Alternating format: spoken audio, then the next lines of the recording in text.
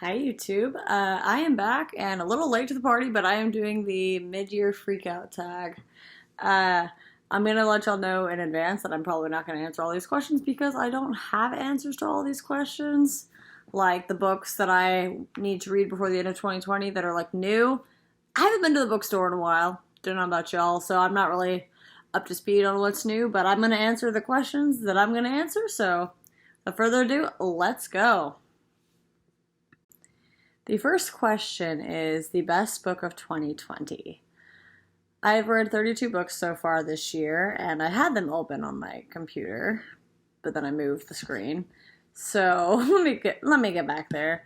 I think the best book of 2020 for me, it's a hard question, but I'm gonna probably honestly have to say,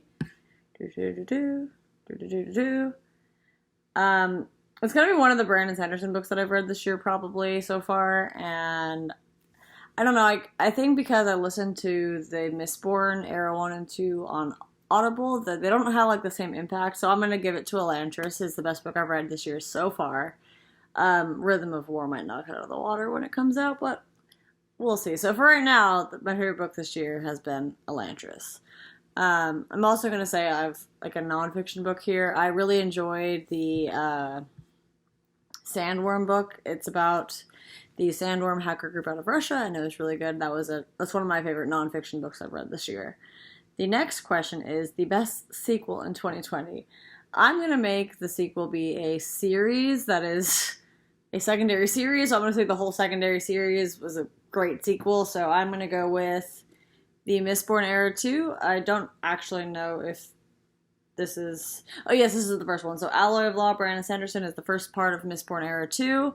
And I consider this and the series to be the best sequel that I've read this year.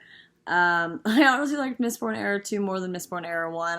I don't really have a cognitive reason again for that, but I think I liked the characters and like the setting more in this one. Yeah, Vin and all of them were awesome, but in my opinion, Vin also wandered around like a silly child for a little bit of it, but I think that's the point, that she grows up over the course of it, but this was more my speed, and I loved it. And this is the book in the picture at the beginning of this video. The new anticipated release I haven't read yet. I am planning to read The Ballad of Songbirds and Snakes, and I've heard from many people that it's both very good and very bad. I'm really excited to read it. I really enjoyed Suzanne Collins' like world that she built in the Hunger Games, and I'm excited to get back into it. I had a bitter taste in my mouth after Mockingjay, but the first two books of that series were really great. So I'm excited to read it, and I haven't read it yet, so that answers that question. Most anticipated release for the second half of the year. Rhythm of War, Stormlight Archive number 4, and yeah, I'm very excited about it. The biggest disappointment in 2020, I'm gonna go assume that's book-wise, for me was The Alice Network by Kate Quinn. I loved her book, The Nightingale. The Alice Network I just couldn't really get behind. I loved, like, the story's kind of told through two characters, and I loved one of the characters' like backstory. I did not like the other one, so I had a really hard time getting through it because the one I didn't like was kind of the majority of the book. You just got like flashbacks to the other character who I liked, so fairly disappointing overall. Favorite new author? I think this is going to be a question I don't answer because I've spent a lot of this year reading books by authors that, first of all, I've already read before, and second of all, are not new. So, yeah. I don't have an answer to that question at this point. Newest fictional crush.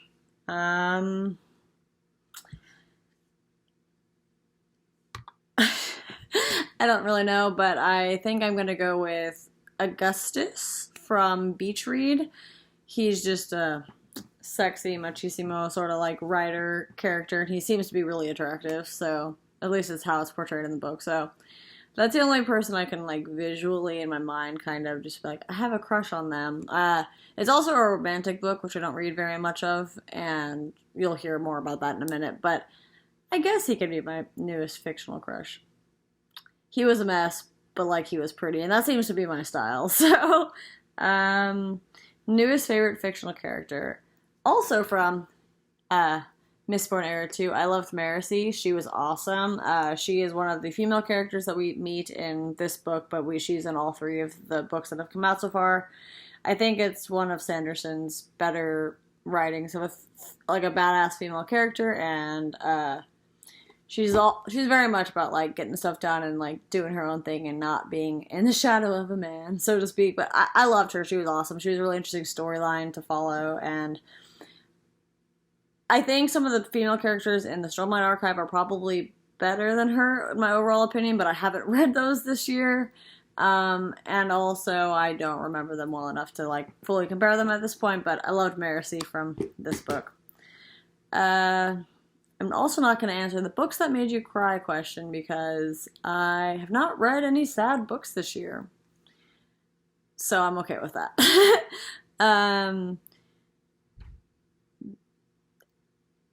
The most beautiful book I bought this year.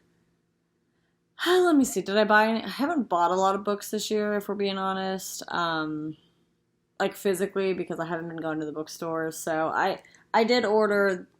I'm gonna just keep picking up this book because it's the one I have on the couch here. The rest are like way over there. But I did buy all of the UK copies of the Mistborn Era 1, Mistborn Era 2, Elantris, Warbreaker, Arcanum Unbounded, and Mistborn Secret History, because I think the covers are beautiful. So all of those books together are beautiful, and therefore they are the prettiest books I bought this year. And I ordered them all the way from the UK, and I'm not over there, so that's kind of far. Honestly, the books weren't that expensive. The shipping made it like a little silly, but they're books that I love, so it's worth it. What books do I still need to read before the end of 2020? There's a lot of books. I have a whole shelf in that direction that's full of books that I need to read.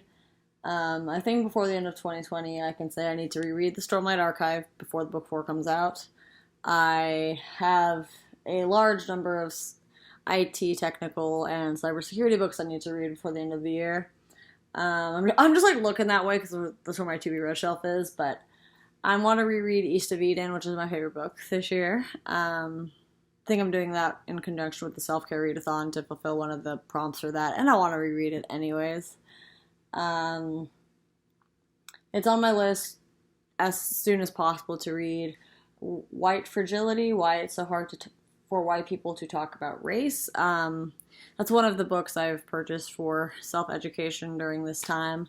I think it'll be an interesting read, and it's very appropriate, and I can always be more educated on this topic, and I'd like to be able to be an ally and do my part, so I need to educate myself before I can fully do that. So that book is probably coming up next. It just got here like 2 days ago from Barnes & Noble's online. I also would like to read The Princess Bride. I have a couple classics I want to read, which is, I can't really see them from over here, but Ana Karenina's on this list. I need to finish reading War and Peace. I'm listening to it on audiobook. It's like a 60-hour audiobook. It's taken forever. I have a lot of books to read. I don't really know where the year is going to take me, but they will get read. So that's all, folks. Thank you for watching. Remember to like and subscribe. Trying to be more YouTube savvy with my word choice. My Instagram is linked down below.